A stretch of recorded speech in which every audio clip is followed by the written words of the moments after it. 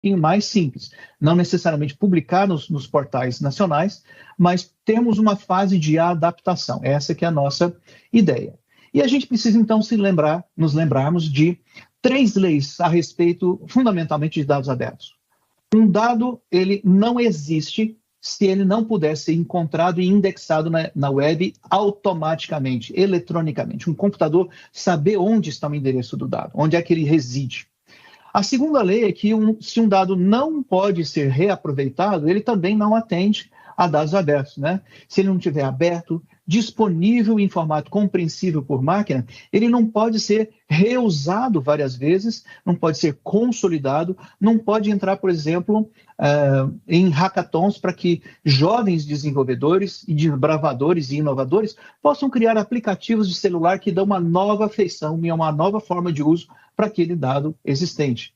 E também não é útil o dado se existir algum tipo de dispositivo legal que não permita a replicação da informação. Para ser um dado aberto, a informação deve ser livre. Então, existem 8 princípios de dados abertos que nós precisamos nos lembrar sempre. E nós vamos gradativamente, com os senhores, levar todos os conselhos a cumprir completamente esses 8 princípios de dados abertos, embora nós saibamos que vamos ter que ser gradativos nesse processo. O primeiro é que os dados devem ser completos. Quando nós colocamos o dado aberto, as tabelas têm que referir a toda a informação que é disponível, pode ser desejada de ser acessada pelos interessados. Isso não quer dizer que tem que estar em apenas um arquivo, tá? Você pode criar vários arquivos, mas deve ser abrangente. A segunda característica é que eles devem ser primários. Eles devem ser buscados na fonte primária de informação para que nós tenhamos a menor interferência possível de quem quer que seja ou do que quer que seja interferindo na geração desses dados e gerando com a tempestividade adequada. Devem ser atuais, devem ser atualizados de acordo com a definição de atualização para cada conjunto de dados abertos. Às vezes é diária, às vezes é semanal, às vezes é mensal, às vezes é semestral. Tem várias circunstâncias, até anual às vezes, tem várias circunstâncias que vão definir como esse dado deve ser colocado à disposição. Devem ser facilmente acessíveis, facilmente localizáveis, devem poder ser processados por um computador automaticamente, sem a intervenção humana, de forma alguma, devem ser publicados em formatos internacionalmente aceitos e não proprietários, e aí eu faço uma ressalva, né? Os formatos CSV, JSON e XML são os formatos internacionais mais famosos, mais aceitos. Mas nesse trabalho que nós estamos fazendo, nós estamos aceitando também as publicações em formato Excel, XLSX, como um formato que atende à necessidade de disponibilidade de dados, embora seja uma marca proprietária de uma dada fabricante, né, famosa, mas nós também vamos aceitar esse tipo de informação, porque está disponível, nós não vamos fazer os conselhos terem um gasto extra rapidamente, mas no futuro esperamos que todos possam migrar para os formatos de fato padronizados internacionalmente.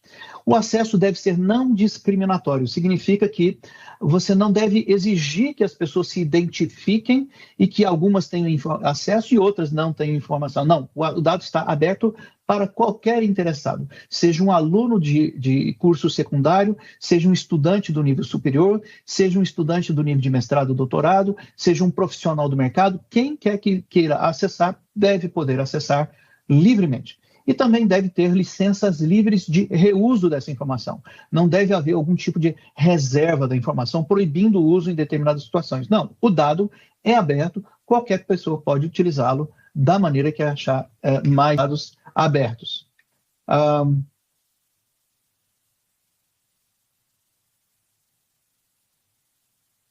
Agora nós vamos ter um pouquinho de tecnologia, não muita tecnologia, mas o suficiente para os senhores terem ideia do que nós estamos falando.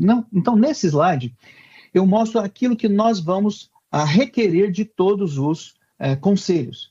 No questionário que nós vamos apresentar logo a seguir, esse texto é o texto que nós esperamos que cada conselho coloque dentro da resposta.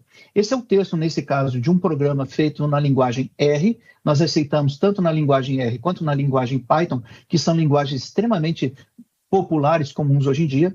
Mas esse aqui é um texto de como fazer acesso em dados abertos à tabela de pagamentos de um dado conselho. Nesse caso aqui, um conselho fictício, tá bom?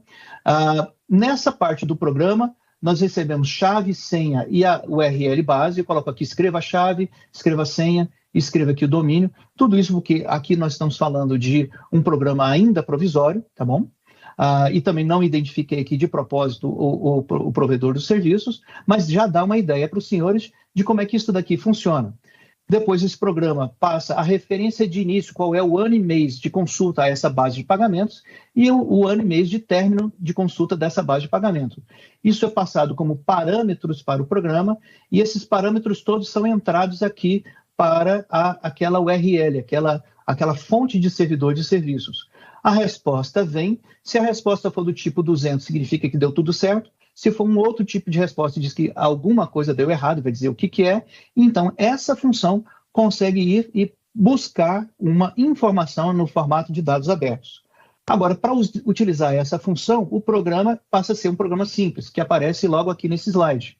Eu pego a variável ano e carrego ela com o ano que eu vou querer consultar, o ano de 2022. O mês vai ser o mês de janeiro. E agora eu digo que a variável tabela, ela vai conter o retorno dessa função getPagamento em relação ao ano, que vai ser 2022, e ao mês, que vai ser o mês 1. E depois nós podemos dar uma olhadinha nessa tabela. Então, eu vou pedir licença para fazer uma apresentação disso daqui funcionando para os senhores verem.